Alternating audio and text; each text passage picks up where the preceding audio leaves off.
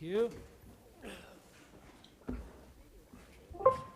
And as always, I'm going to ask people mute any electronic devices they have, lest they go beep in the night.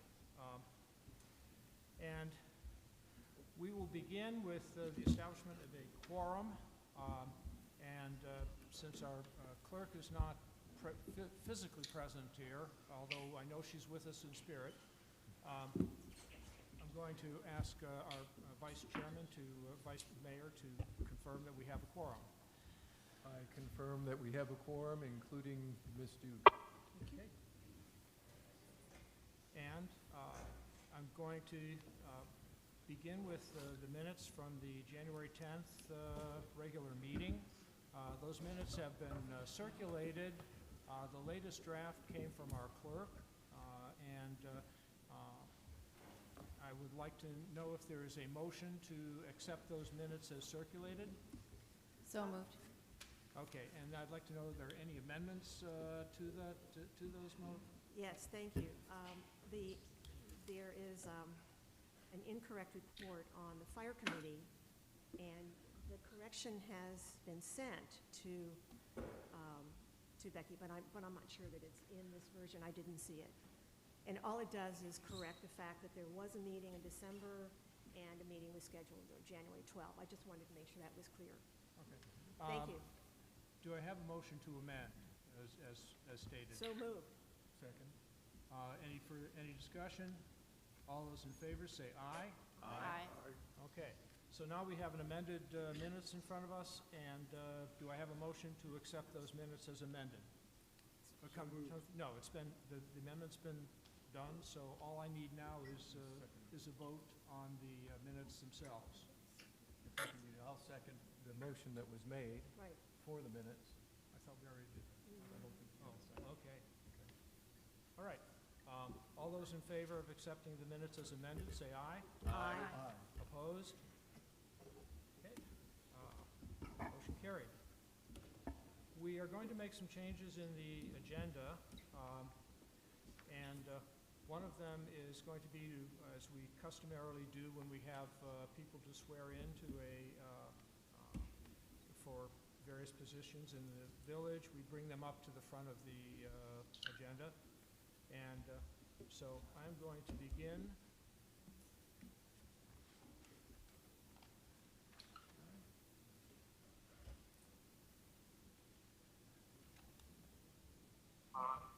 Take some time. 08.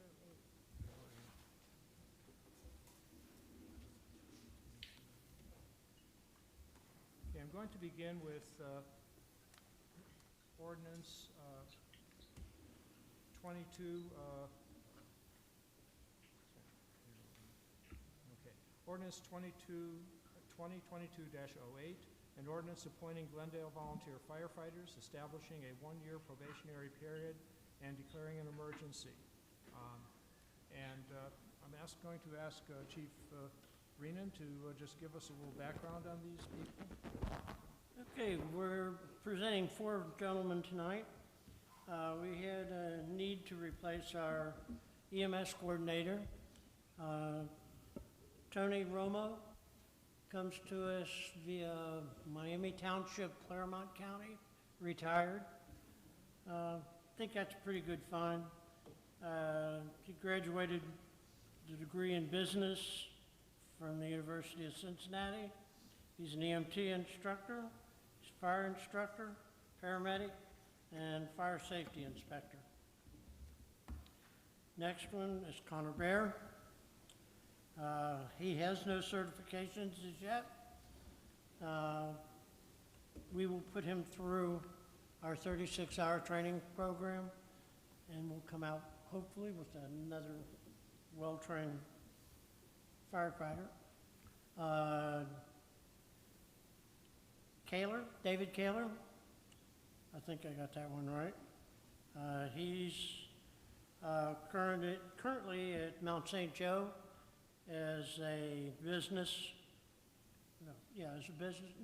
management. He's another who has no certification, but he will go into our next 36-hour class. Last but not least, Justin Wagner. He comes to us kind of a different way. He attended the Citizens Fire Academy at Korum Township, so he got the little taste of the bug, and now he comes to us. He's a graduate of the University of Cincinnati in finance. He will go through our 36-hour class also. Those Thank are you. our 4 candidates. Do we have a motion for this ordinance? So moved. So moved. Second? And a motion dispense with 3 reads? So moved. Second. And is there any discussion? Madam Clerk, would you call the roll?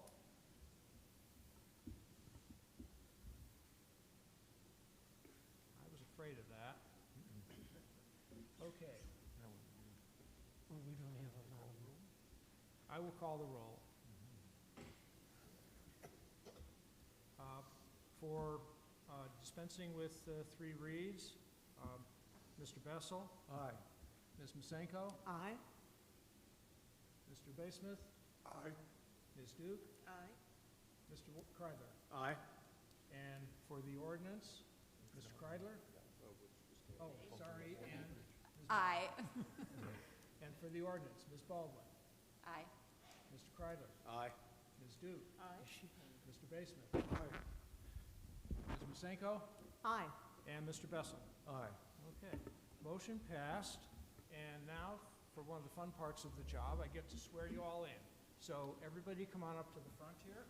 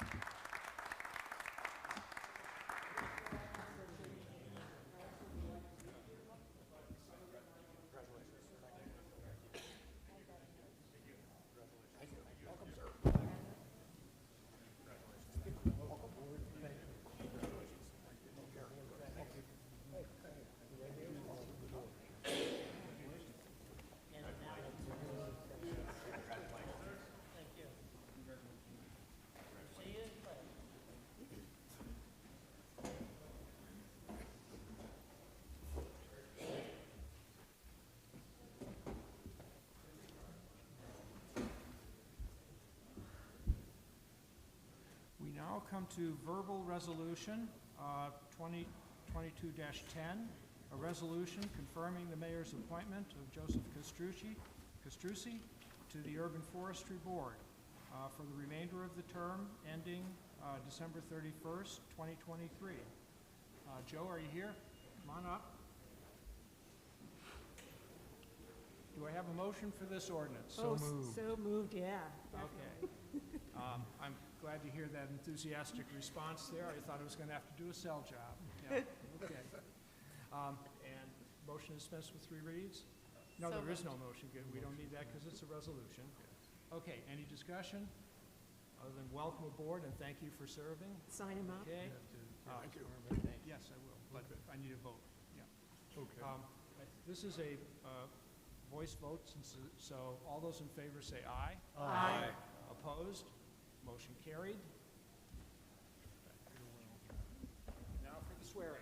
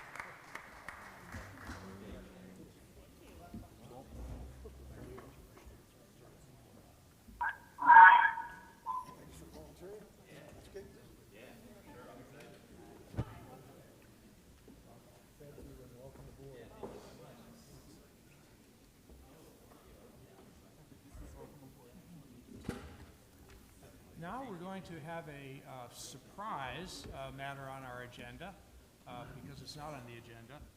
But there are some cities and villages and other places in the Cincinnati area, and they are trying to show their loyalty and enthusiasm for the great football team, the Cincinnati Bengals, that we're so proud of these days. And, you know, but we in Glendale are going to, they've been naming streets, they've been naming other stuff here and there. We are naming our whole town. And so we have a sign that will go up on all 4 entrance signs into the village that will say what was once Glendale will now be Glenday. Who Day, Glenday.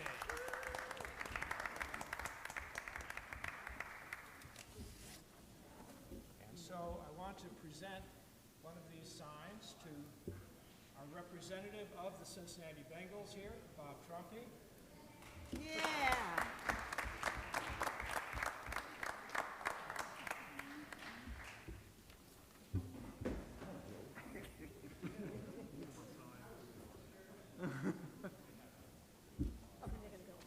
Okay, let's get a picture here. Sure, absolutely.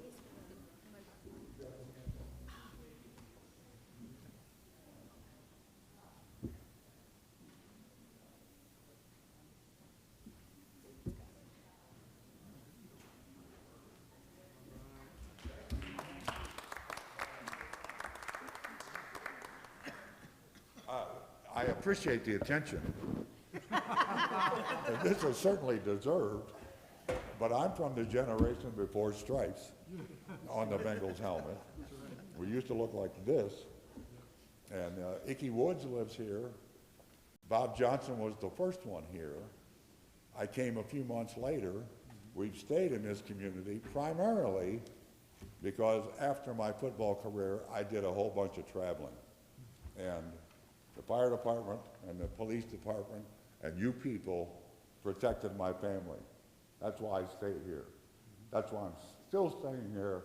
That's why at 76, I'm trying to figure out how I can continue to stay here. I just want you to know, you people weren't involved when all this happened, but this village is protected. Johnson's family and my family for the last 45 years, and we appreciate it. And we're more than happy to turn to this. Is this for a day or a week or a month, Mayor? A week. What? A This week? will be until after the game. This whole week? Yep. All right, thank you. Yep. Well, thank you, and I could listen to your voice all day. It's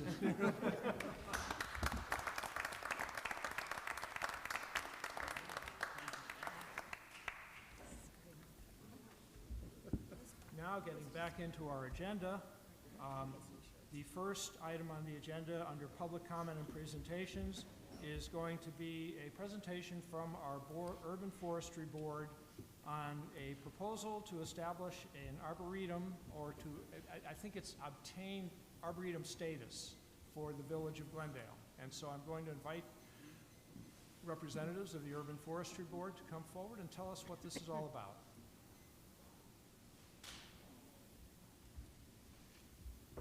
Well, while she's getting this together, I'll start the comments. I'm Joe Hubbard. I guess I'm supposed to say my name. I think I know all of you. But And you are chair of the Urban Forestry Board. well, yeah, thank you. That was my next words I was going to say, but I appreciate it.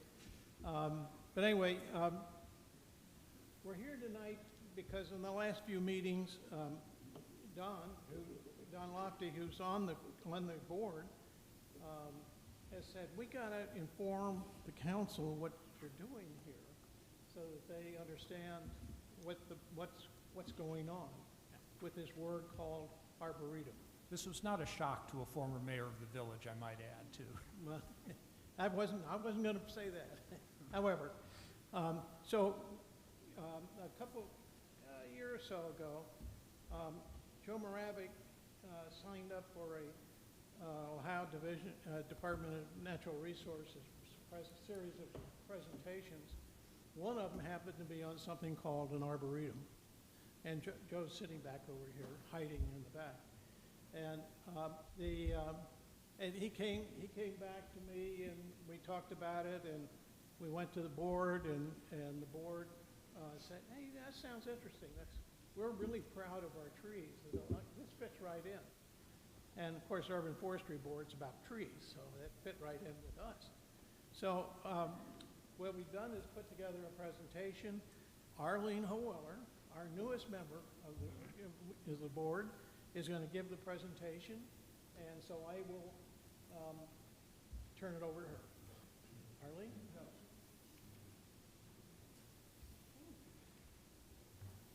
Well, I knew everybody wouldn't, whoops, let me move that down. I knew everybody wouldn't be able to see our board, so Joe has sent a paper ahead, so basically what I'm going to just review as well. But I'm going to talk about arboretums tonight, and I felt like we all needed to make sure everybody knew what an arboretum was. So an arboretum is an area devoted to specimen plantings of trees and shrubs. And there are longer explanations, but that's the short one. And tonight, I wanted to talk about the benefits of an arboretum to the village of Glendale. And there are a lot of benefits, but starting off, it educates residents about the science of trees and the importance of conservation and planting trees. It allows us to showcase our beautiful trees. It enhances our environment for enjoyment of residents. It teaches identification of trees and shrubs.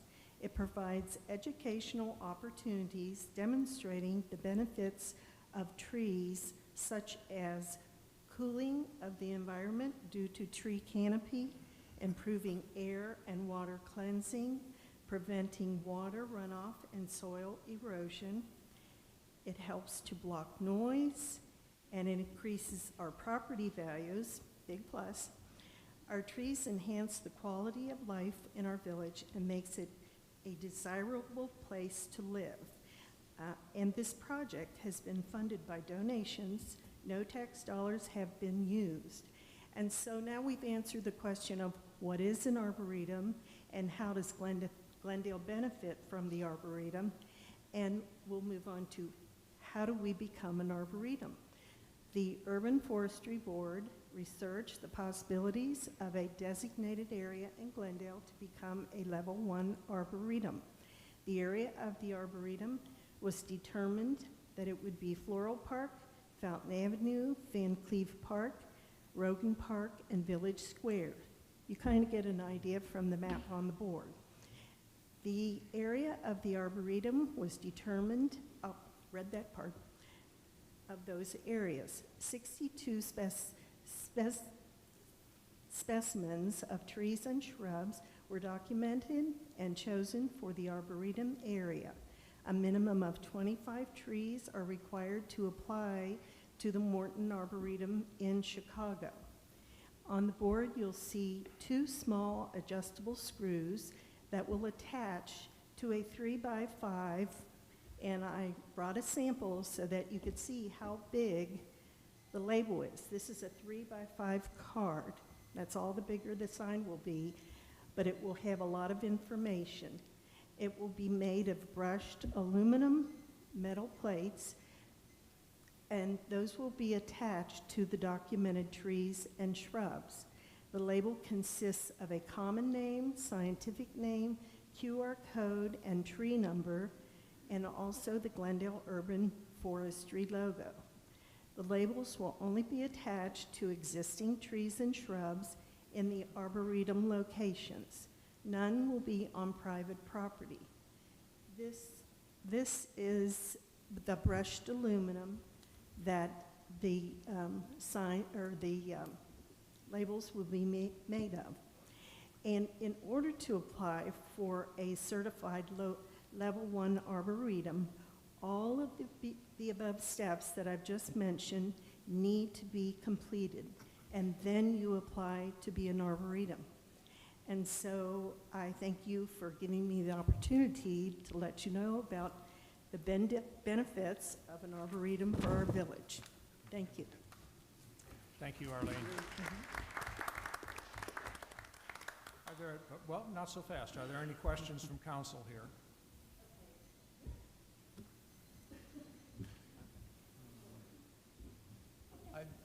I wanted to point out that we have similar identification on several trees in the village. Can those also be included in this, or? They won't be incorporated. All right. They won't be taken down. All right. But when you become a certified arboretum, you have to have certain things on your label. And the things that I mentioned, the scientific name, the common name, the logo, all of those things are required to be on your sign. So it's nice having those as well. It looks very nice. Thank you for Thank your you. work, all the urban Yeah. forestry board. Thank you for your work. Okay? Thank you. And just so there's no confusion, there will be a point in time when we will have to review this plan in more detail with probably with the Planning Commission and with council. So Okay. that's something to look forward to. Great. We got the board ready. Okay, now we have 3 public hearings on the agenda. One on zoning code requirements for driveway setbacks, one for zoning code amendments for signage regulations, and one for an ordinance relating to junk vehicles. But before we get to those, I would like to invite anyone who wishes to talk about some subject other than those 3 that I just mentioned to come forward and speak.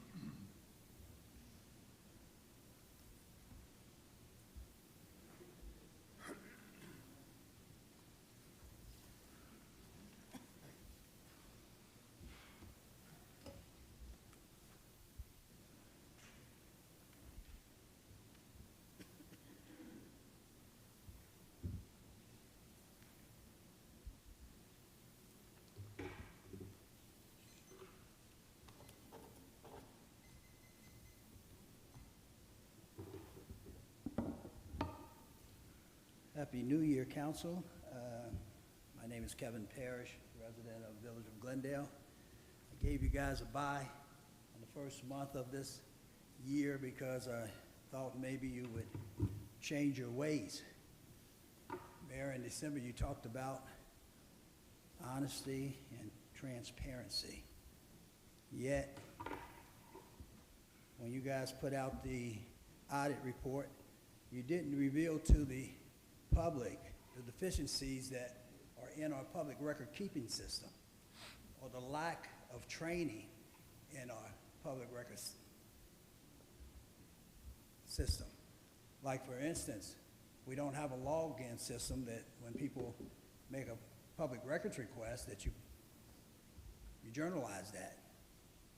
Then if you give them what they need, how much time went past, and what was the disposition of that. That's been for 2 years. And for 2 years, we have a commission that hasn't met, which is supposed to meet every 6 months by state law. And you guys are in court with me now on the case of 2021-00280PQ, which was in the Court of Claims. Well, now we are in the 1st District of Hamilton County Appeals Court, and that case number is C-210658. You guys spent a whole lot of money in defense of not giving me public records, but to the public, you need to ask this village of Glendale why. We have people in place that are untrained in how to handle public records to the point that they even have been destroyed or misplaced where they can't even recover them. Luckily for me, I keep excellent records, so if you guys need some extra replenishment of your public records, then I might be able to provide some for you. Now, other than that, there's another topic that disturbs me.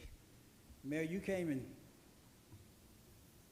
in reception of some information about a situation that involves racism and slander. That was over 2 weeks ago. And I don't think that you've brought that to this council under the rules of morality and integrity. What I'm talking about is Mr. Beaugrand's comments about myself, my brother, and Councilwoman Dukes. Now, you've been aware of that for a couple of weeks, and yet you haven't brought it before this board to criticize or make a comment about the integrity of this council or administration in keeping silent about such a comment. That means that if you haven't brought it up, then you're in compliance with it. Mr. Beaugrand knows exactly what I'm talking about with the racist comments that he made, the slanderous comments that you made. And the mayor has been aware of that for 2 weeks and hasn't brought this to this board. And you guys sitting here in awe because you're in the dark about it. I told you guys when I started bringing information to this council that I would not blindside you because I wanted to mediate problems that in my community I felt that conversation usually resolved conflict. You have about a minute. I figured you'd keep track of my time. But I noticed that when they presented, you didn't give the minute warning on that. I feel sad that your village administrator will take the blunt force of this for his false accusations and presentations to the court about how he has presented public records to me and allowed me to view things that he has not. He has forgotten that when I came to view them, I brought my brother along with me because he was part of the mediation process. But intentionally, he has lied and deceived the court, and that all reflects on this village of Glendale, including how on a simple public records request, we're into 17 months. Your time has expired.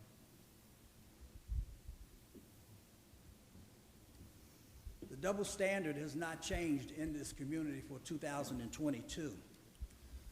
I will not tolerate and continue to tolerate the disrespect that you show me.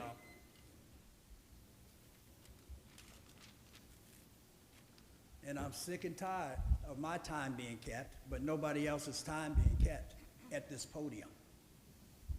That is what I'm counting on in my civil litigation of the consistent practice of a double standard here in this village of Glendale. Mr. Parrish, your time is up.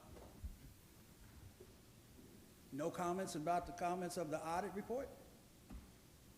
Not right now. No comments about that this auditorium has already been paid for? Mr. Parrish, your time is up. Well, I think this is a public forum, isn't it? No, it is a council meeting.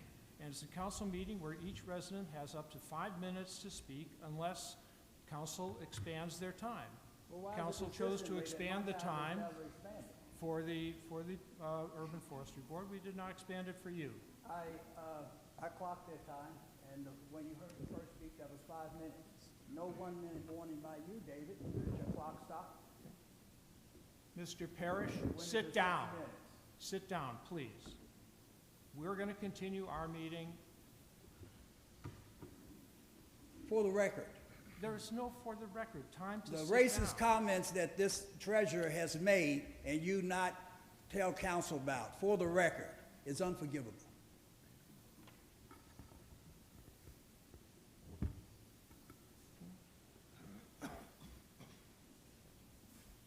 Does anyone else wish to speak to council?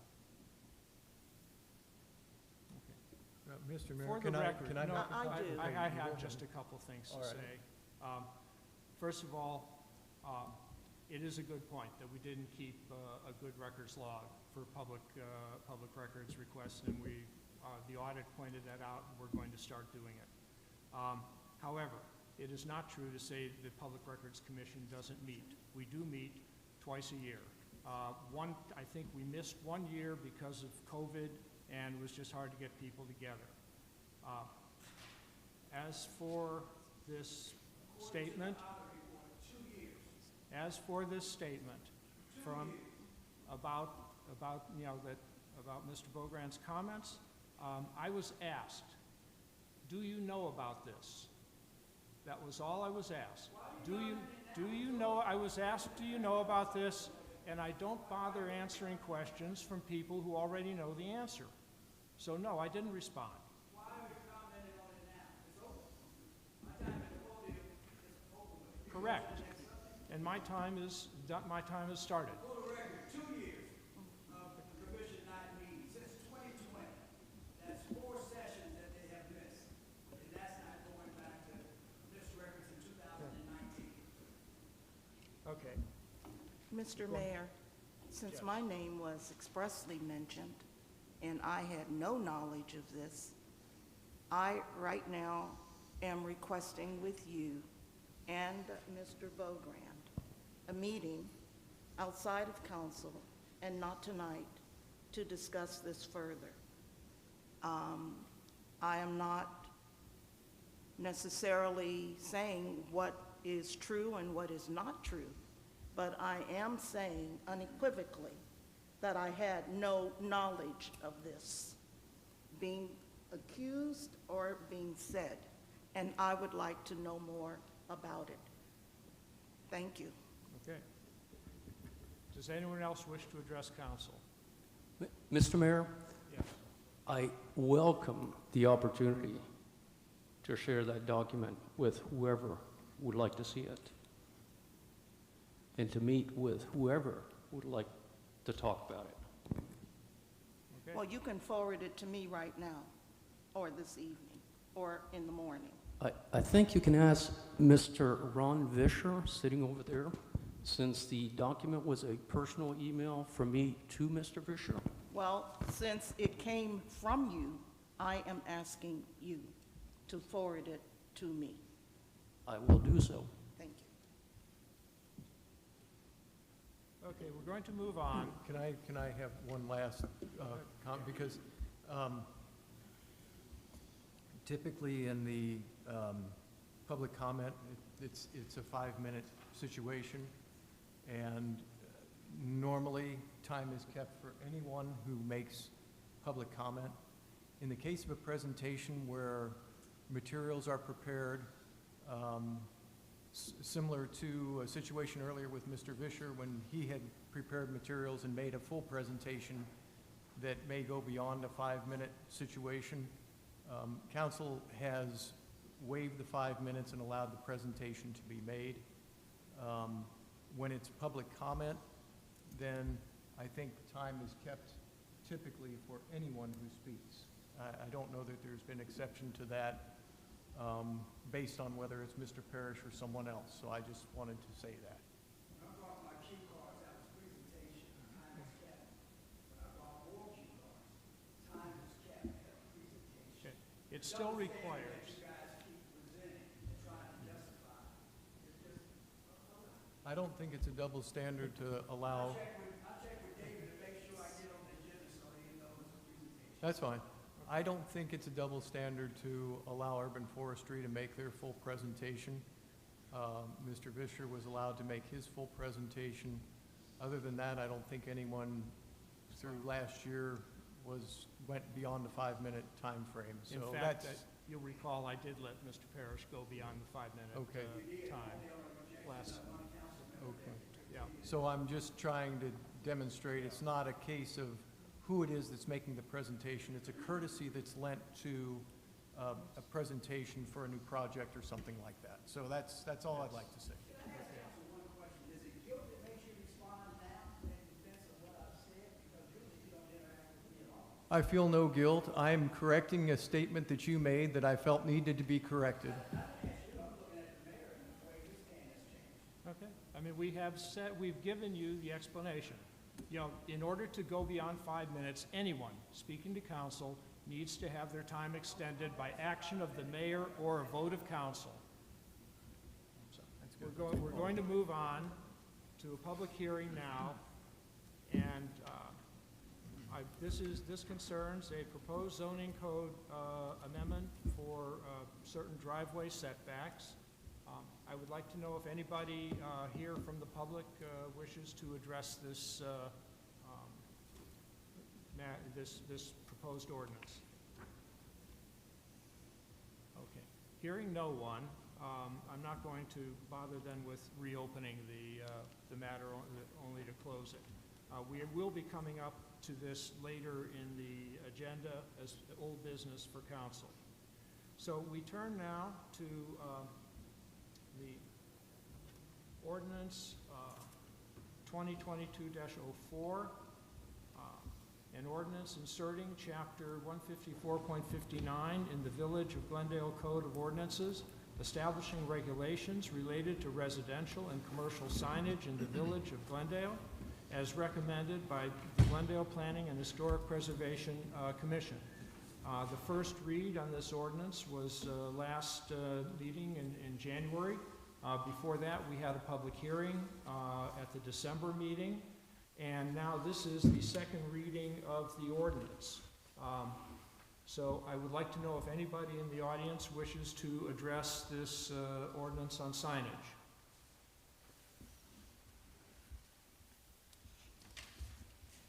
Okay, we will not then reopen that one either, although I must say I'm surprised. Should there be any comment from council or not? Well, sure, we can have yes, council can always comment. Okay, all right. This is a long ordinance. I've read through it. There were a couple of things that I did not see. I don't know if anybody else has had time to go through this. One comment we heard at a previous meeting from the public was number of signs. And I do have some concern about number of signs. I see where we're trying to control that in two ways. One is through an actual number of signs. The other way is how many actual square feet of signage can you have on any one property, whether it be one sign or one large sign. My caution on this would be 9 square feet is a pretty big sign. That's 2 by 4 or 2 1/4 by a 4-foot sign. That's a pretty good size sign. I think most political signs are about a 2 by 3 maybe. 18 by 24 inches. Okay, something like that. Well, and even smaller than that. Curious as to whether, 6 square feet max on a single sign might make sense. And not looking for an answer, just kind of giving feedback to planning, what might they also consider. Then through that, number of signs, maybe total of 30 square feet is appropriate, maybe not. Calculate the math and see what might fit. Someone with more than 4 or 5 signs in their yard is probably getting to be a nuisance anyway, in my opinion only. So if you did have a 2 by 3 or something of that nature, and then 24 square feet total, I would also be cautious to say that signs cannot be stacked so that you take a bunch of small signs and make a big one. So whatever you have to do with that language, I'm not a lawyer, I just play one on TV. Then the next piece that really stuck out, and I don't know what to do with this, I've rolled this around in my head. Temporary signs are called out in a couple of different places and described, but there's no limit of time on a temporary sign. And I'm not sure, the other ones are pretty clear, especially with commercial signage. If it goes out of business, the sign should be removed. If it's dilapidated or in poor condition, it should be removed and fixed.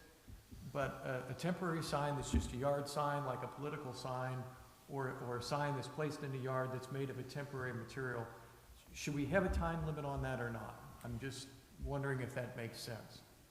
This was done in response to the more recent Ohio Supreme Court case. I understand. Or Supreme Court case, rather, where with the content neutrality issue, we're in a tough spot because we can't distinguish between political or free speech oriented kind of temporary signs and others. And to be able to limit temporary signs then places a limit on the time for political signs. It isn't really supported by the case law that recognizes that those can be in place anytime, not just Okay. around elections. So So it's it kind of would a be challenge to really reconcile those.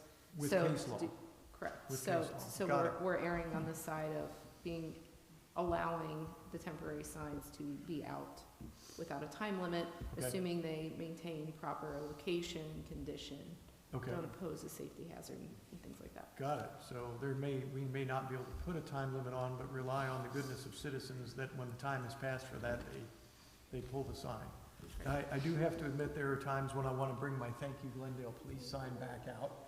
So, but anyway, I get that point. But, sorry, Kathy, can there be a time limit inserted in this ordinance? I mean, from, All the political signage cases, there are a number of them, and they evaluate different things like how many signs, how long can they be out before or after an election. And the idea is that you always have a political right to discuss those matters, even if it's 9 months after the election. okay, And thank so you. it's one of those that errs very strongly on the side of Okay, thank you. I don't think we have a lot of problems with that. I just see that if we're writing ordinances, we need to be thinking forward, and it sounds like we've already done that. So I appreciate that input. Yeah, and I don't remember the name, but there is a case, there's another case coming up in the federal court that's yet again evaluating Okay, this. I think that a lot of what has been interpreted doesn't kind of deal with some of these practical considerations. So as that goes on, we'll be mindful of those cases and see if something interprets it Great. more clearly. okay. Good. Well, that's my I'm just going to comment. say, this is a very thorny issue, and we got into it not because we wanted to make our ordinances stricter. Maybe some people thought that. I don't know. Maybe they thought, oh, they're going to really crack down on those signs. What we really did was we recognized where the Supreme Court was going, where the law was going on this subject, and realized that we had to change our ordinances. Our ordinances were not content neutral. There were times when they had different ordinances for different rules and for different types of signs, which you can't have. And so we felt the need to go back into our ordinances and try to accommodate where the courts were going these days, which is to really have a very free and open rule on signs. Now, the one area they have left for us is size. And I really want to, as we go forward on this, take a hard look at what we're saying about size, and can we regulate that fairly strictly? Because somebody pointed out regulations on number of signs. Well, that's a tough one, because if you do have 4 people running for council, and then you have some other people who are running for other offices, and then you want to talk about your friends, the police, right there, what can you do? Can you say, no, you can only have 3 signs in your yard? I don't know, maybe we can, but I think if we can just at least get down, cut back on some of these huge banners that go up in the village, and really have a fairly clear rule on that, one that we are confident can be enforced, that might almost be the best we can do here. But I'm all for trying other stuff too.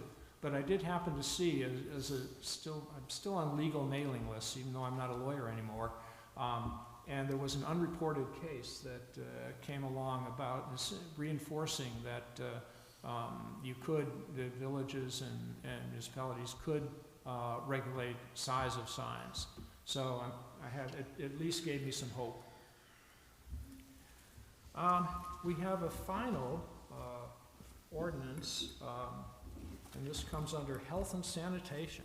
Excuse me, Mr. Mayor, Yes. may I ask one more thing about this sign ordinance? So this is the second read. I'm assuming next month will be the third read. And will we then have to vote on it next month as it's written? We are not obligated to do so, and in fact, I'm gonna, you're segueing nicely into what I'm gonna say about an ordinance down, just in a little while. So, stay tuned. Okay, on because that my concern is again about the number of signs as we get closer to, Yeah. it's been brought up every time we've talked about this. And so I think that is one of the most nagging questions that maybe the public would have or feel troubled by. So I just hesitate to agree to a number that is 3, that we know was somewhat arbitrary, but we just had to, a number had to be picked.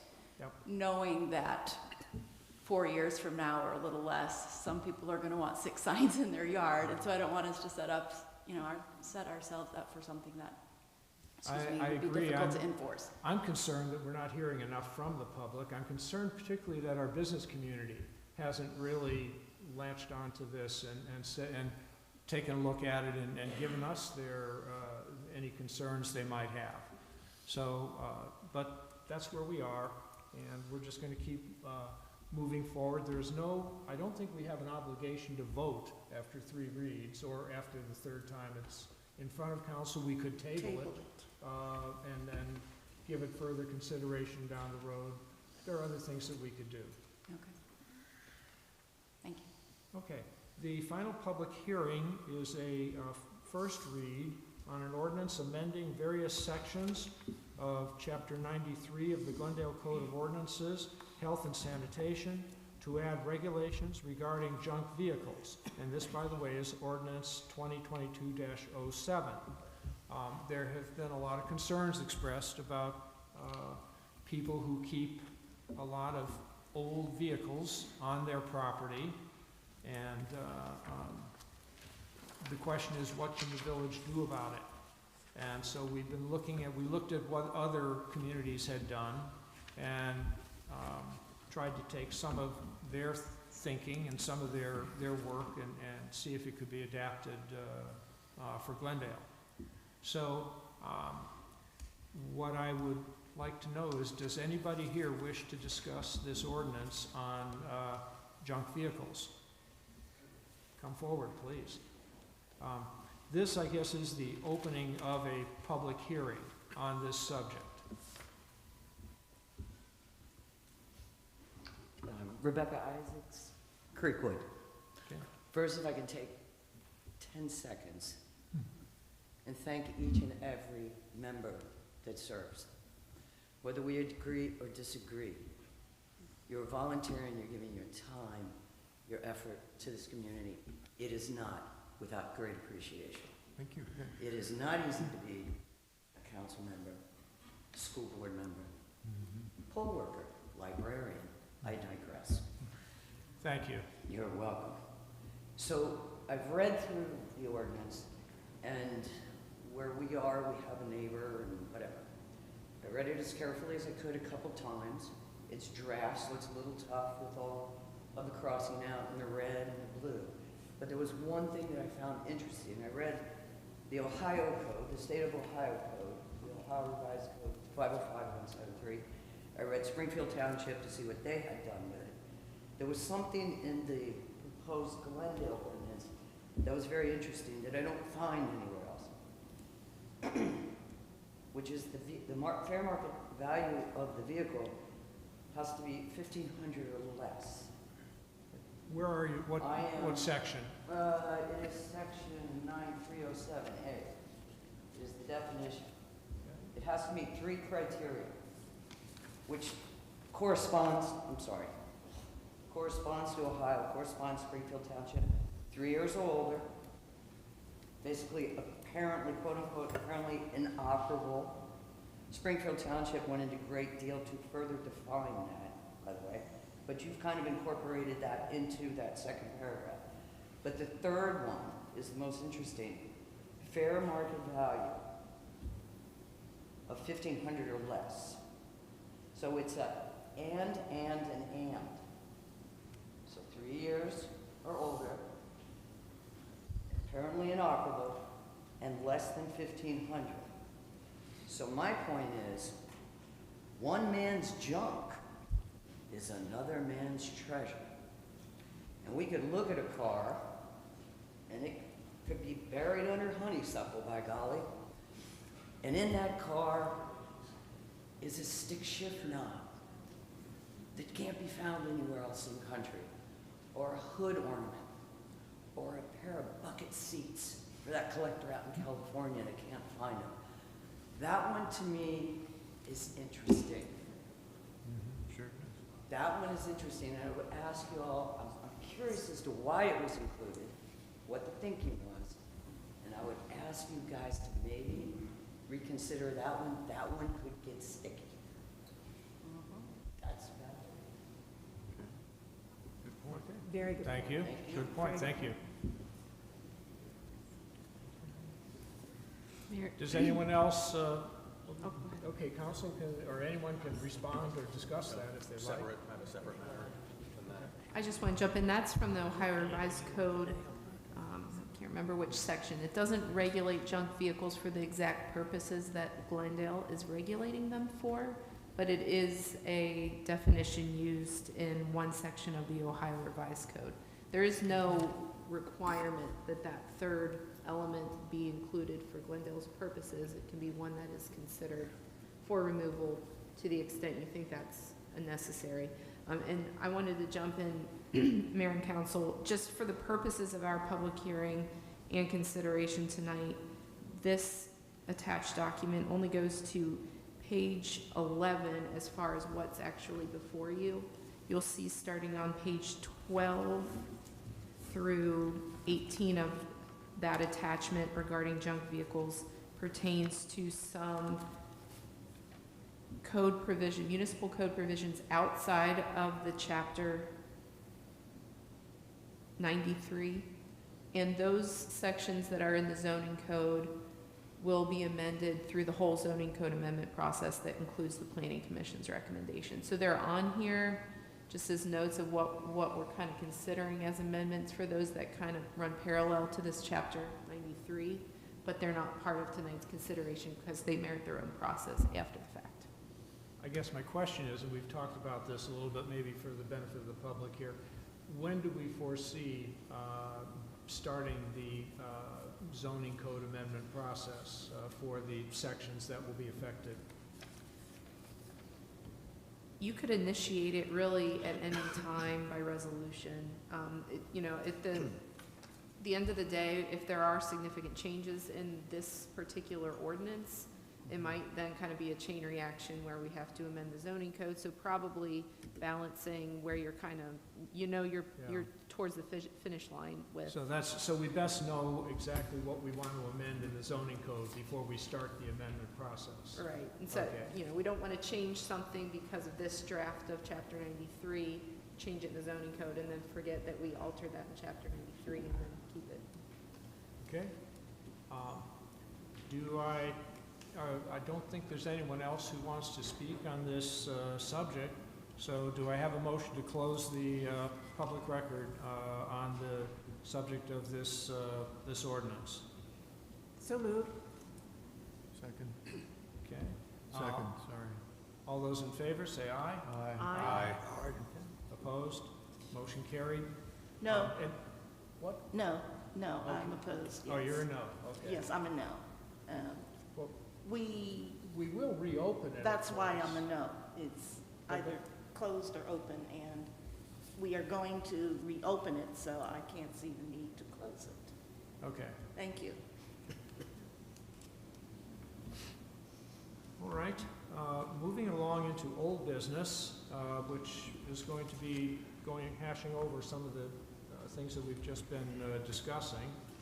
And we start with ordinance 2022-03, an ordinance amending chapter 154.42 and 154.46 of the Village of Glendale Code of Ordinances, establishing exceptions to the parking and paving guidelines for properties in the historic district related to setbacks for driveways and parking areas, as amended by the Glendale Planning and Historic Preservation Commission.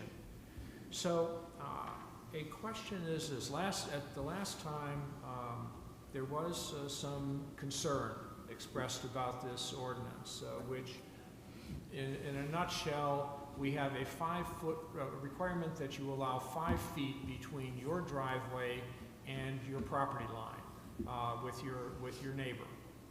And at some point, some folks in the Planning Commission really realized that there were lots out there that could not accommodate that kind of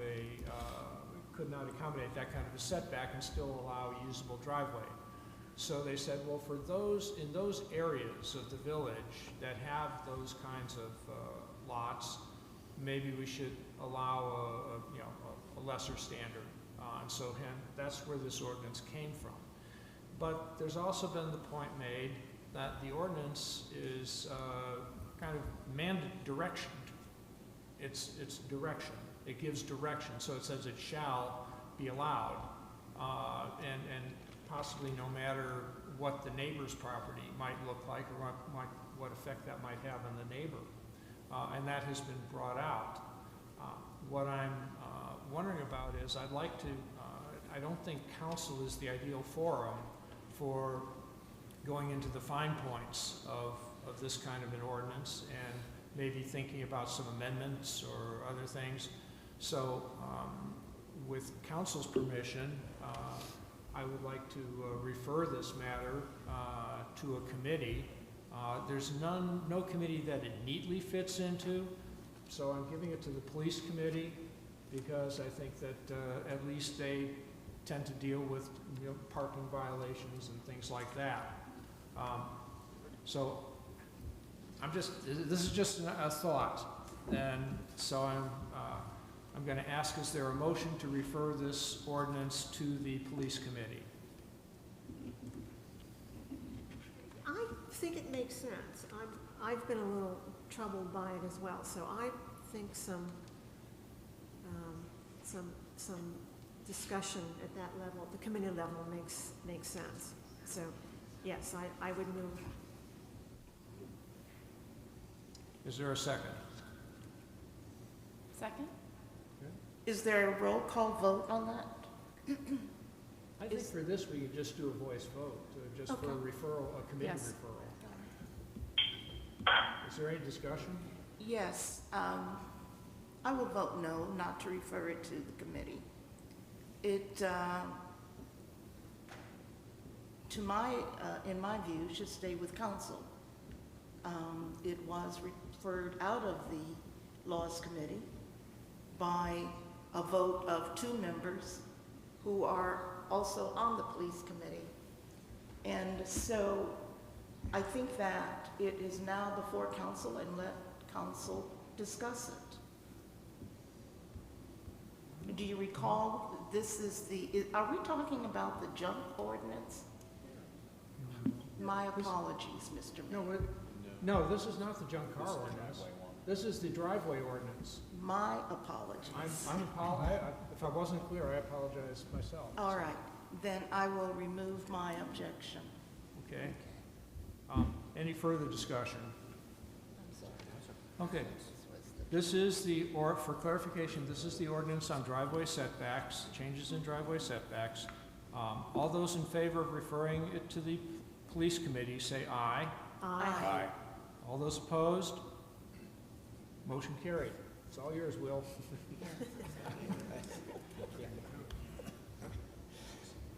Okay, we go to ordinance 2022-04, an ordinance inserting chapter 154.59 in the Village of Glendale Code of Regulations, establishing regulations related to residential and commercial signage in the Village of Glendale as recommended by the Glendale Planning and Historic Preservation Commission.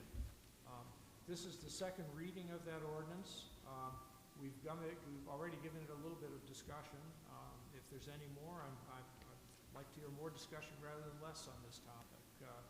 But otherwise, this counts as the second reading. The microphone. I just wanted to ask a question about the signs. I read the paper, and it was so beyond my capabilities to understand what it was saying about the signs. And so, are we saying that we can't have the big banners on the front yard? Is that what we're trying to eliminate? There is a size limitation on the signs. Yeah. And so, I'm not sure how that will, maybe some banners would be allowed and some would not. But at a certain size, they would not. Oh, okay. And then the length of time that the signs stay up, were you saying that we can't put a time limit on it? Cannot? Talk to my lawyer here. Oh, gosh, I didn't understand that either. I was looking. No time limit. No time limit, Yeah. wow. Okay. What we have tried to do is define temporary signs by signs which, by the nature of their materials, are temporary. In other words, they're going to wear out, they're going to, but that wouldn't stop somebody from just putting up a new one. Yeah, true. And the banners don't wear out. Yeah. Okay, thank you.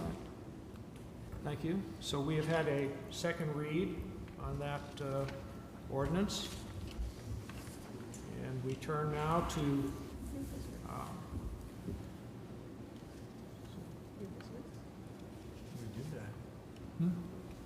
okay, I think we turn now to 2022-07,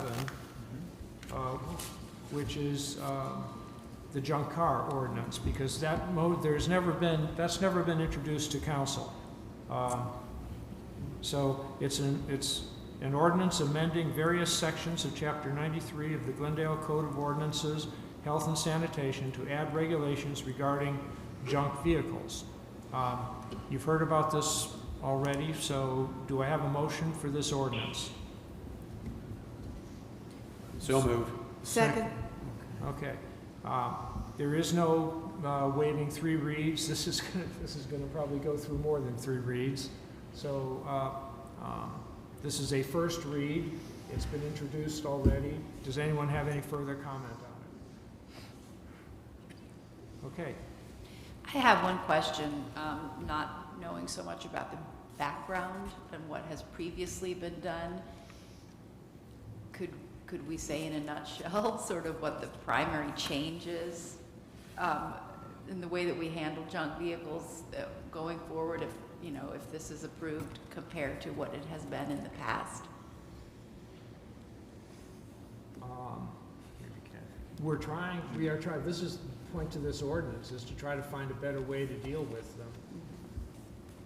Kathy? I think it could be a 2-part answer, first from David and second from me. So speaking from the code enforcement perspective, this language which Kathy has written is inspired by language that has actually passed court test. So in a nutshell, it gives us more actionable authority to pursue these junk vehicles when we receive a complaint, because it gives us an opportunity to pursue it because it is on private property.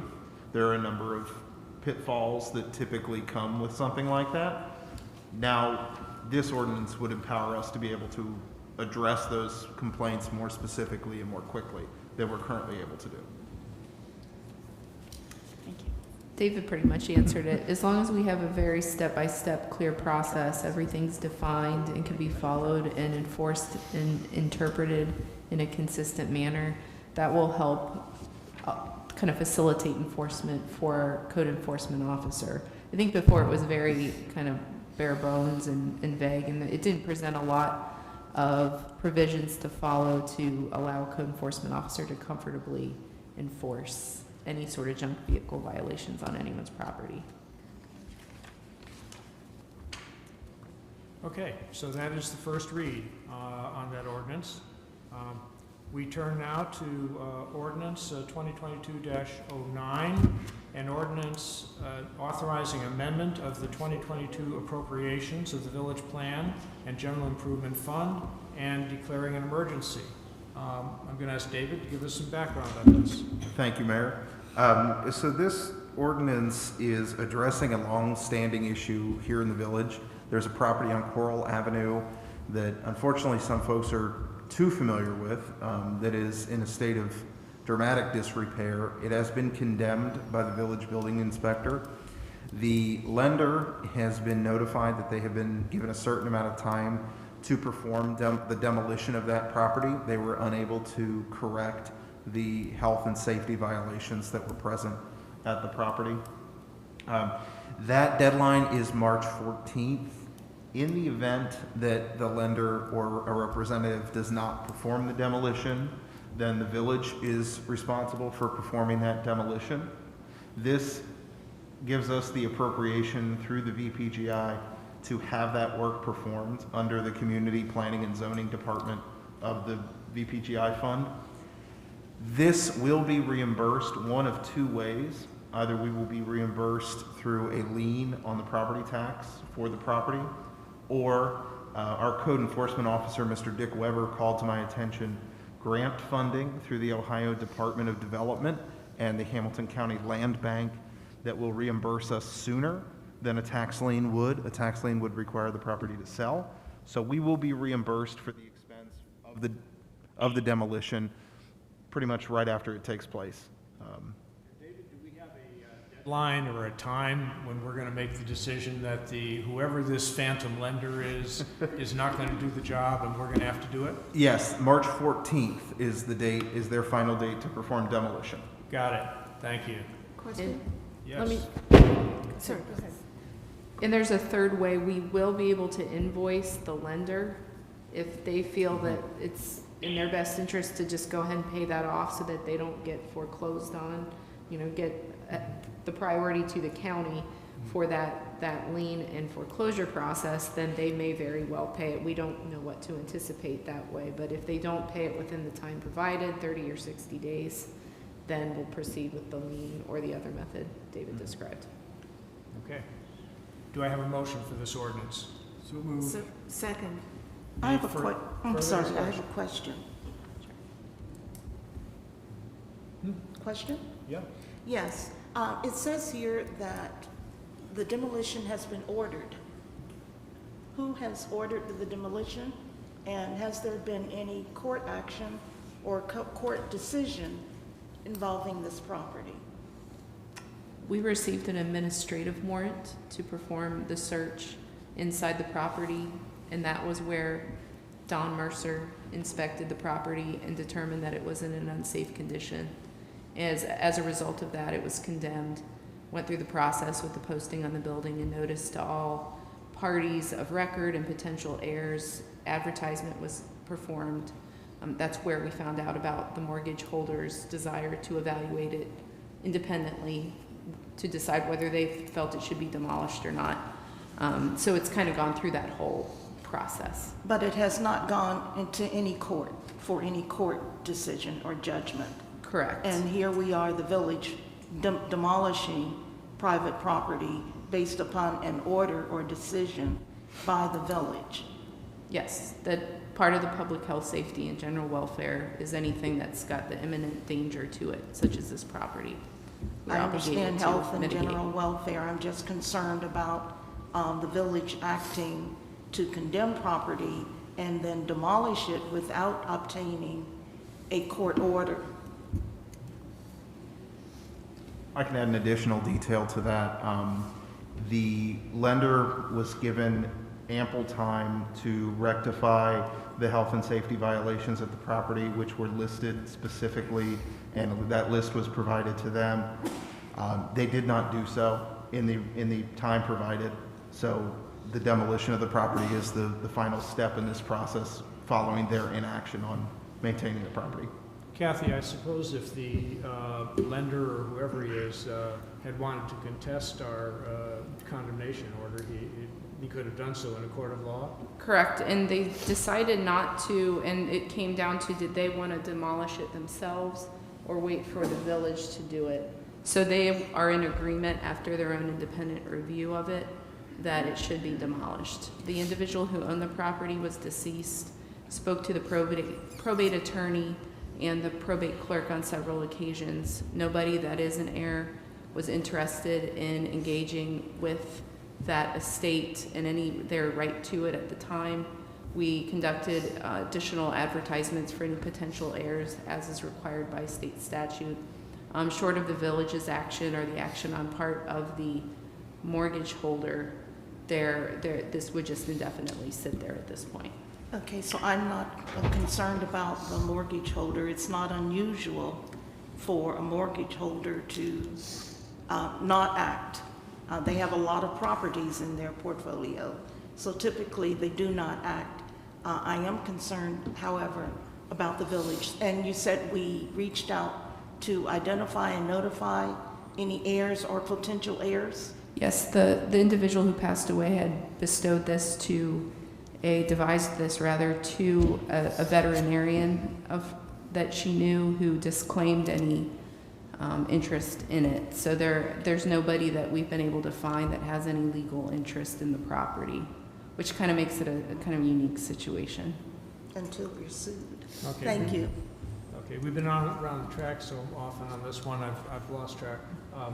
I thought we had an ordinance, I thought we had a motion and a second. We do. We do. But do we have a motion We and a do. second for 3 reads, to dispense with 3 reads? We do not. Okay, We do not have that in 3 reads. okay. So do I have a motion to dispense with 3 reads? So moved. Second. Okay. Any further discussion? Madam Clerk, would you call the roll? For ordinance 2022-9, to dispense with the 3 reads, Mr. Bethel. Aye. Ms. Dukes. Aye. Ms. Masenko. Aye. Mr. Baseman. Aye. Mr. Kreidler. Aye. Ms. Baldridge. Aye. For the ordinance, Mr. Bethel. Aye. Ms. Dukes. This is a tough one for me.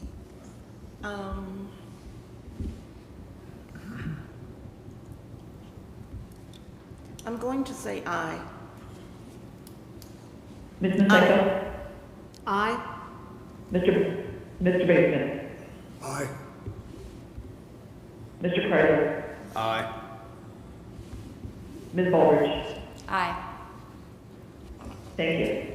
Mr. Mayor, before we Yes. leave this one other sentence, I'd like to point out, because I have problems with demolishing private property, and I just want to make absolutely sure we're doing everything that we can.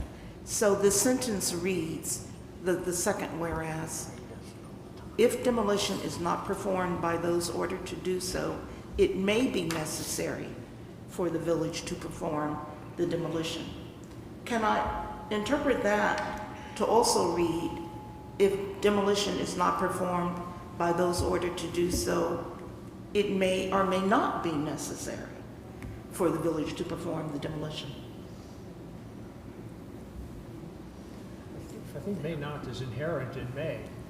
Well, that's my understanding. Yeah. It doesn't say it shall perform Correct. the demolition, it says it may. So the window is still open for who knows what to emerge and resolve this.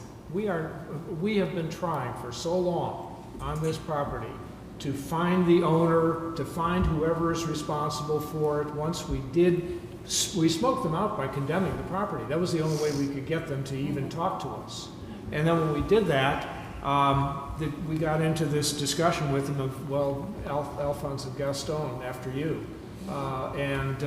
So we said, okay, we're just gonna move forward with a demolition, but we would be delighted if the owner or the mortgage holder, whoever he is, came along and did the demolition for us. For an heir.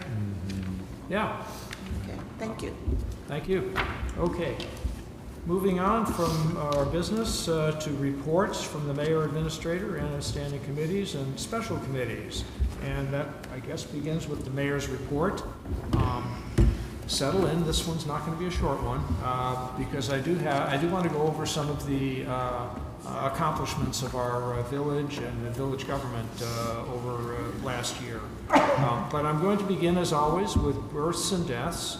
And I am very pleased to report that we have a birth of Ray Berline, who was born, Oliver Ray Berline, who was born on January 24th to Emily and Jacob Berline.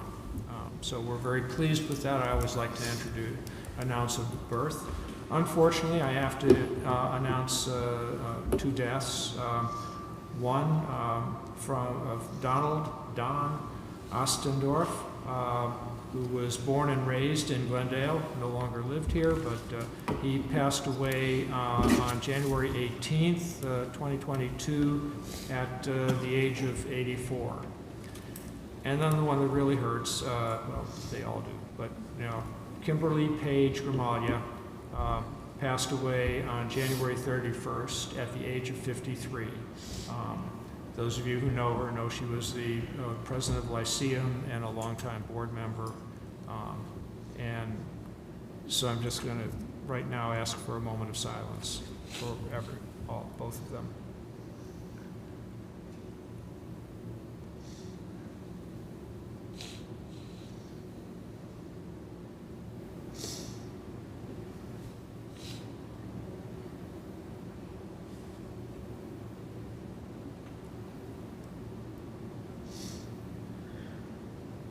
May they rest in peace. Moving on, we're going to have a town hall meeting next Tuesday, February 15th, and the subject will be an initiative to improve communications between the village government and our residents. And this is something that I announced at the last council meeting, and we're just going to be following up on that. There will be an agenda, but honestly, we're just looking for ideas. We're looking for input from residents just about what the village might do in this area. There is scheduled a second annual volunteer day for April 30th, 2022.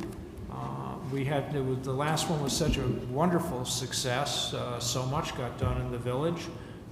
The same folks, Bev Rickoff and Cindy Taylor, have gotten together and said, let's do it again.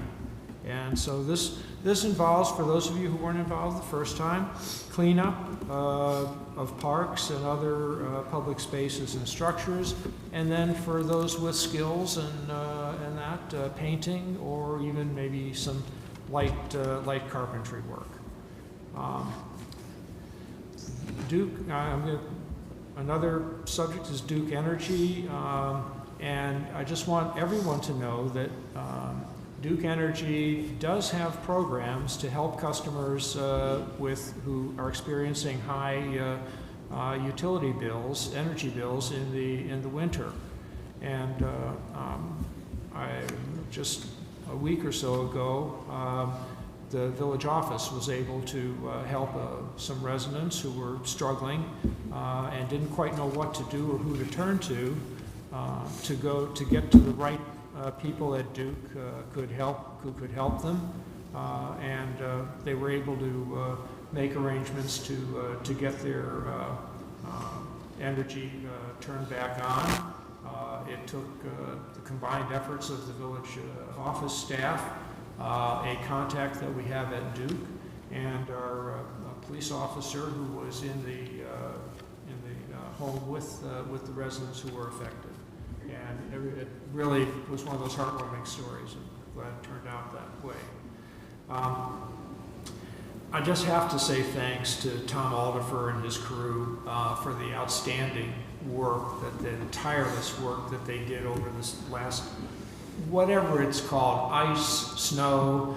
I can't decide whether it's Snowmageddon or Snowpocalypse. So you can pick your own, but it was just really the craziest storm where you started out with rain and turned to, and then ice and snow and everything, and then a little rain fell on top of that. It was just an absolute mess. And Tom and his guys, I mean, I don't know how they do it, but they were out there working so hard on this. And so next time you see one of those guys, just give them a wave, give them a thanks, let them know that they're appreciated. So now I'm going to turn to just some highlights of the things that the village government did over the last year. But I'm going to also say that this is going to be posted on the village website, and I hope that people here or are listening will look it up, and because I'm just giving you the tip of the iceberg here. So with kind of the general area, we had retirements.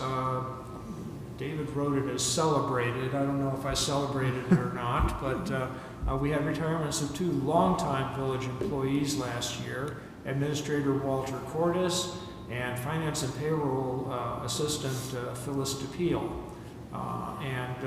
You know, normally losing one of those people in a given year would have caused heartburn. Losing the 2 of them was really put us under the gun. I was very pleased, though, to be able to have a successor in line for Wally, David Lumsden, who became village administrator on April 1st. And we knew David. He had previously worked as a part-time intern, but he had also worked in our office for, I think, about a year beforehand. So it worked out as well as it could have. And plus, I'll let you. Okay. I'm moving. And we were also able. We also had a long-term employee who was poised to take on the finance position. And that was Sally Wilson, and she took on that job as of April 1st. And then we were very happy to welcome Spencer Hawkins to the village staff as an administrative clerk, who has been taking up some of the slack left by Sally and David. And from everything I can see, the people in the village love him. They come in, and he's very friendly to them and very good to them. All of this was going on while David and his wife were trying to deal with the arrival of twins Louis and Henry. But so far they're doing well, and in the midst of all that, we had our biannual audit, which, if you were here, you heard that mentioned. I will just give you the highlight here, which is that the audit report, which can be viewed on our website, or if you want to drop by the office, we'll give you a copy. But the audit report stated, in our opinion, the financial statements referred to in the audit letter present fairly in all material respects the cash balances, receipts, disbursements for each governmental and proprietary fund type and the fiduciary fund type as and for the year ended December 31st, 2019, which was the audit year. And so we felt very good about that. We were awarded, once again, the status as a Tree City USA for the 26th consecutive year. We successfully, we bid the contract for $582,686 to John Jurgensen and Company for the repaving and restriping of Sharon Avenue from Route 4 to Chester Road, which I think we all agree has been a wonderful improvement in the village. We received $114,231 from the American Rescue Plan for funding public projects, and this funding has been identified to be used in the improvement of stormwater infrastructure along Hedgerow and Albion Avenues, but also then taking into account stormwater that might come from anywhere into that area. We were awarded $300,000 in grant funds from SORTA, something about a transportation agency, for the replacement of traffic signals at Sharon Avenue and Route 4, and that work will begin this year. We have over 1,000 subscribers to our village newsletter, which, when you think of it, okay, 1,100 households, well, that's pretty good. but I'm convinced that many of those subscribers are in the same household. Some of them moved away, they want to stay in touch. So, you know, anytime somebody talks to you about the village and what's going on in the village, tell them about the newsletter, because that is the best way to get information about what's going on. In the police department, another retirement here, 2 retirements actually, three. We lost, Chief Warman and officers Tony Rocks and Mr. Cordes, and we were able to promote Lieutenant Walsh to the role of acting chief, and he is now no longer acting, he is the real chief, although he was the real chief from day one, as far as I'm concerned. And we also promoted Stephen Keast from sergeant to the lieutenant position. We had a very successful year with the School Resource Officer Program, which is now in its 5th year, and this is where we put an officer in the schools, even though it's elementary school and there's not the let's say discipline or security issues there, it's a great way for kids to get to know a police officer and see that police officer in a non-threatening environment. And the teachers love it, the administrators love it too. Our fire department last year had 296 fire responses, 174 EMS responses, and logged some 43,926 volunteer hours. That's people who are not getting paid. Volunteer firemen, and we just swore in 4 new ones this evening. It's just a wonderful thing for the village that we're able to continue to find these people. The department was an important source of information about the COVID crisis. They had a direct link with some of the Hamilton County health agencies that were providing the information, and they passed it right along to us. And the kitchen remodeling in the downstairs area of the new fire station, the remodeled fire station, has been completed, and the fire department has had at least one and probably several grill outs outside in the plaza area. Our EMS service is now being provided by Sharonville. We had to change from Springdale. And there were a number of awards that were received. The International Association of Fire Chiefs gave us their Illness and Injury Prevention Award for our cancer reduction program. And Factory Mutual, which is an insurance agency or organization, gave us the Fire Prevention Award for our commitment to protecting our community. We have, going into public works, paving and marking of Sharon roads was completed.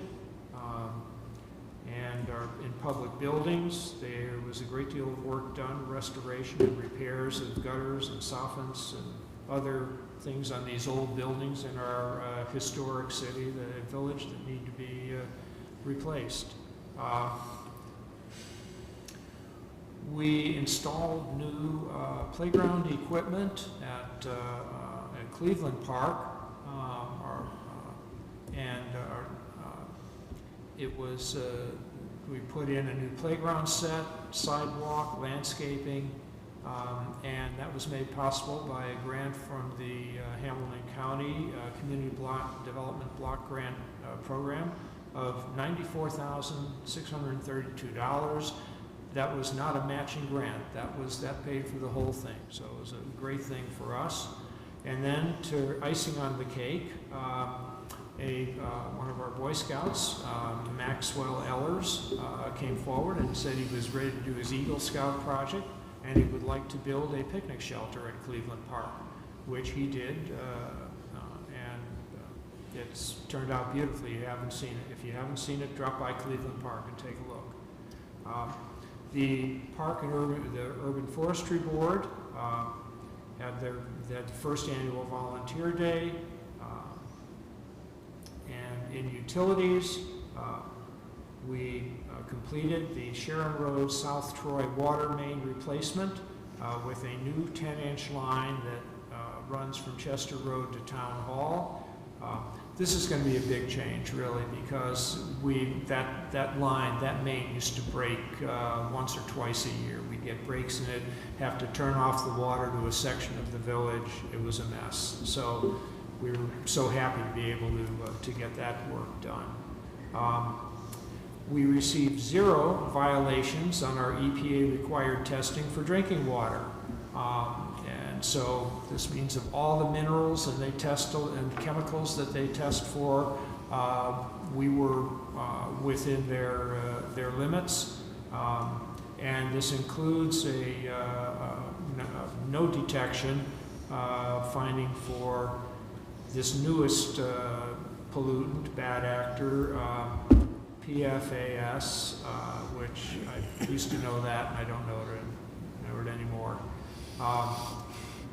So then we have begun work on a capacity management, operation, and maintenance program called CMOM, which will map our village sanitary sewer system, looking for ways that it can be improved.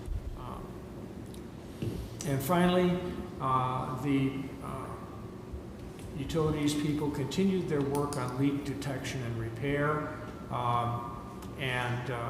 to the point that the result is that our average water production dropped from 32 million gallons per quarter in 2020 to 27 million gallons per quarter in 2021, or a reduction of 15% in pumping.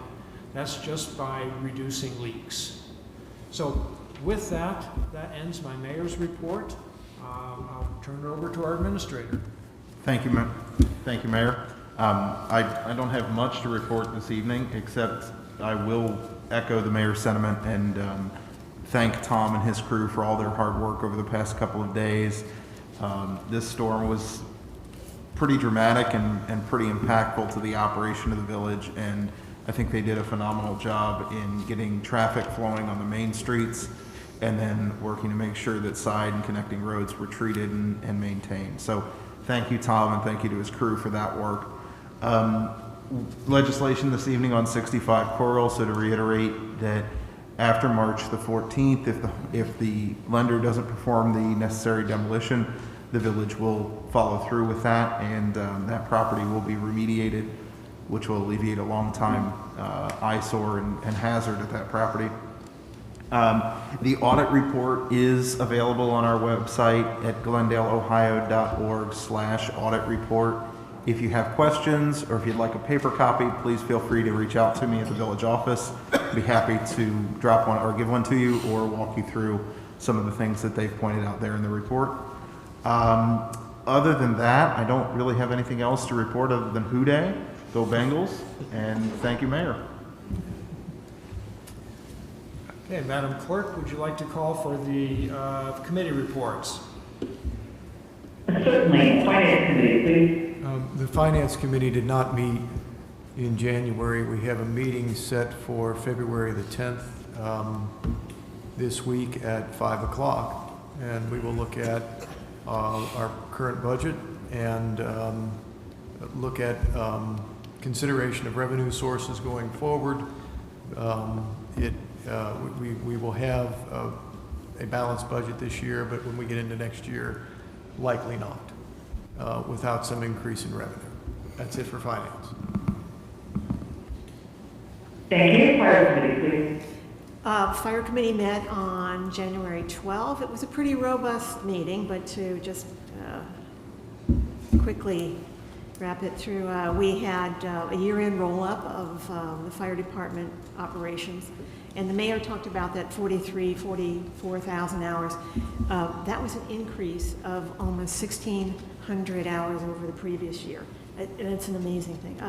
We had an overview of the master plan for 2023 or 2022 to 2032.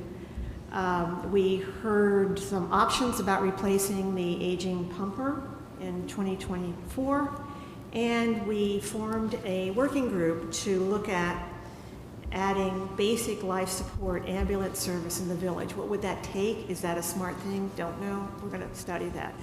And I'll turn this over now to Assistant Chief Reenan. Okay. Oh, pardon me. Next meeting, Fire Committee is February 23. Now, sorry. Okay. January was a normal month for us. We made 45 runs, 20 of them being fire, 25 being EMS. Naturally, we're getting into an aging community, so we expect EMS to go higher and higher. Came out to 3,118 volunteer hours.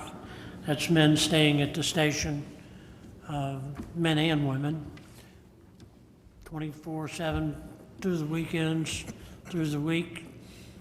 Your guess is as good as mine. It's up and down like a yo-yo. We conducted our annual department committee meetings and our association meetings. We had to rearrange all the engines to fit our older Jeep in car 4571, so we could get in and out of this weather. Took a few hours there on training. We're working on mass casualty, planning a incident. We picked up all the supplies from the EMA. This will be they haven't put out exactly what the mass casualty will be, but we'll be out there. Most of Hamilton County will be taking parts in it with providing ambulances or engines or whatever. We've worked on the planning for the new end for replacing our 1999 Freightliner after 24 years. NFPA standards say we can't put it out there anymore as a first line piece of equipment. And of course our EMS continuing ed, we have once a month. If you ever want to practice EMS, feel free to come down, and we get the whole Saturday of EMS. So that's our weekend, our week, or month, whatever it was. That's our whole month of do's and don'ts, and we're still very active with the COVID process, the masks, and the test kits. That's all I have. Great.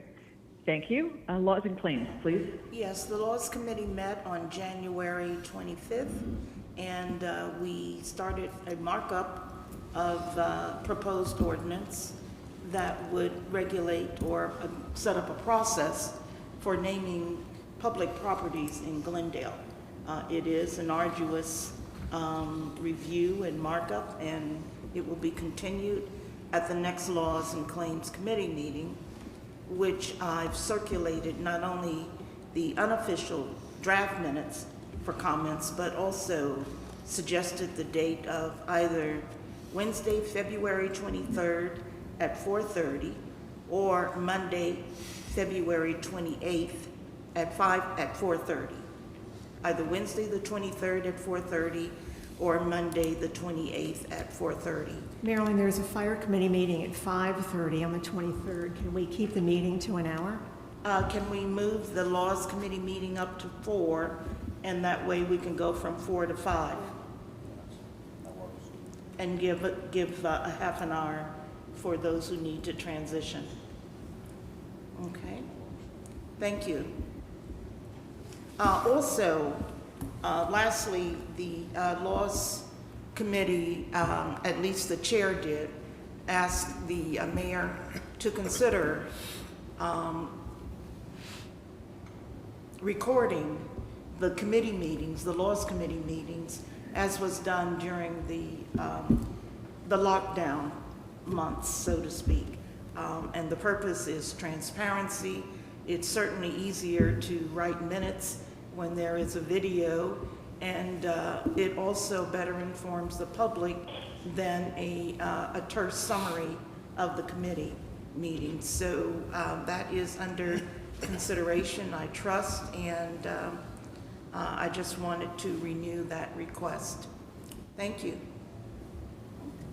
I think I've been planning on that as a topic for the town hall on communications. I just think the recording, basically having recordings of all of our committee meetings, I don't know what that does with our storage or capabilities and administrative capabilities, but it would be a means of improving communication. And I just want to see what interest level there is in that from our residents. Thank you.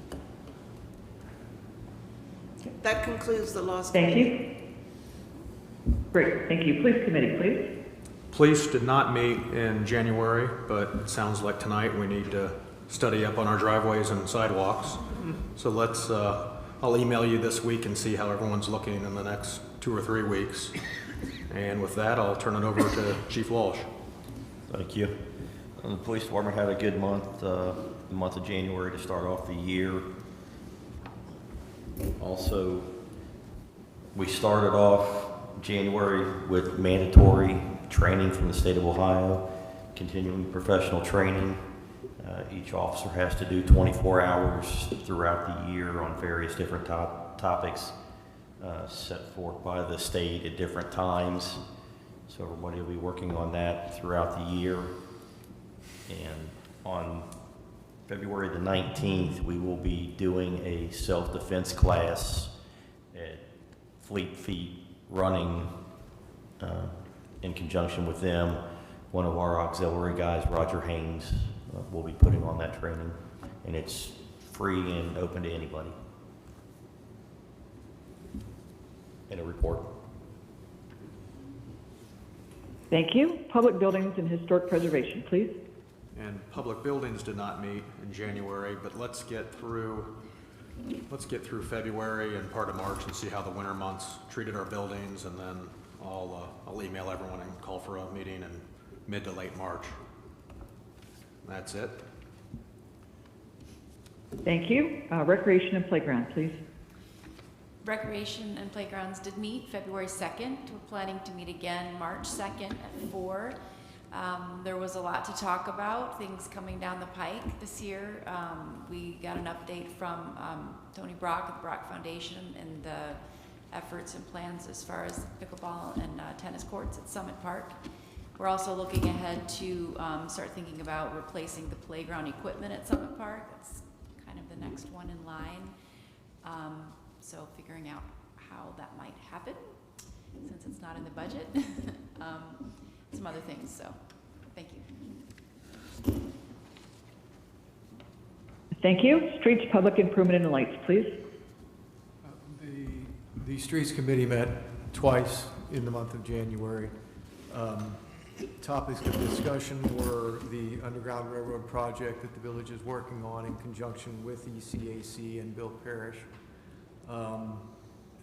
That discussion is ongoing as to how that would actually lay out within the village and what's acceptable to the village from the standpoint of types of signs and number of signs, locations, and how ICRC best works with the village in that on this project, how the two work together best. So that will come up at the next meeting. We're going to need to schedule a meeting coming up. The other topics were the engineering study that's going on for stormwater in the area of Hedgerow, Albion, and it's been extended over into the Oak Road Greenbelt on the east side of the tracks. The engineers have been out to do some surveys. That work is ongoing, and David is keeping us posted in Streets Committee meetings as to what the progress is. They've made some good inroads into their survey work. They've also identified some potential areas of stormwater plumbing that may need to be upgraded. So the upcoming meeting, we'd like to continue to study the Underground Railroad project. Any further information from the engineering study and where that stands, And then also in this meeting coming up, Tom Aldorfer and David have been working on a street resurfacing plan for the coming year. So I'd like to try to get that on the calendar and follow up with ECAC reps to see what would work for them to meet. But in terms of being able to have council members meet, I believe that's Nancy and Marilyn. Are there times available this month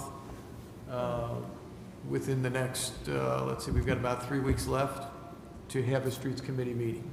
I'm going to say I'm flexible 16th, 17th, 18th if we had to, and then the 22nd, no? 23 is no good, or the 24th. So 16, 17, or 24th. What about the 28th? The 28th would be a possibility as well. 28th works for me. 28th is good? Yes. Okay. So What time? we'll set that up for 4:30. I think we met last at 4:30. Or no, 4 o'clock, I'm sorry.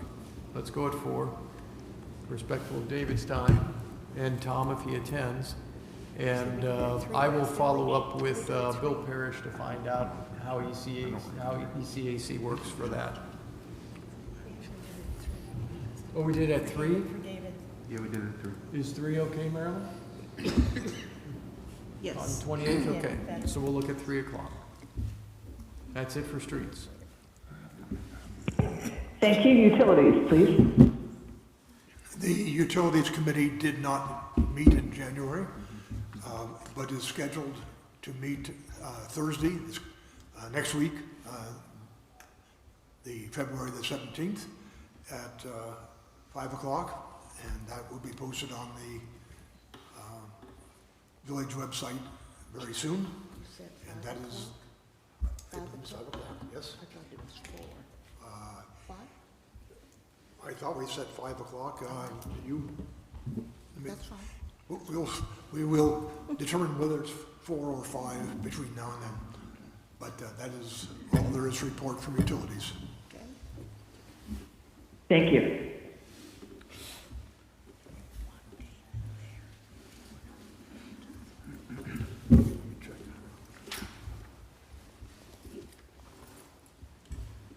Okay, that concludes the committee reports. Mr. Treasurer, could you give us your report? I forwarded the investment report to council for our month in January. So we started out the month kind of slow. Hopefully we'll pick up a little bit. We're able to purchase a couple of securities this past month that were at 1.5 and 1.6%, which is not exciting, but it's still better than 0.2, which is the interest rates we're getting on some of those investments. I also included the CIC financial statement. I forwarded that to council for your understanding and review. And if you have any questions for that, let me know. I'll ask the administrator to post that on our site so that we have that for residents to review and understand also. Thank you. Okay. Madam Clerk, you usually don't have a report, but you're welcome to give one if you had. My report is, it was much nicer in Florida than it is here, so, but I am back home. Thank you for That's my that only report. gloating news flash there. That was helpful. That was very helpful.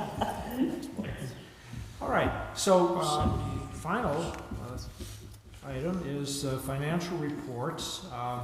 We have received reports, general, 2021-12, general checking, certification for the payment of certain bills, and we received one report for December because that didn't quite make the deadline for our last meeting, and then we have received the report for January.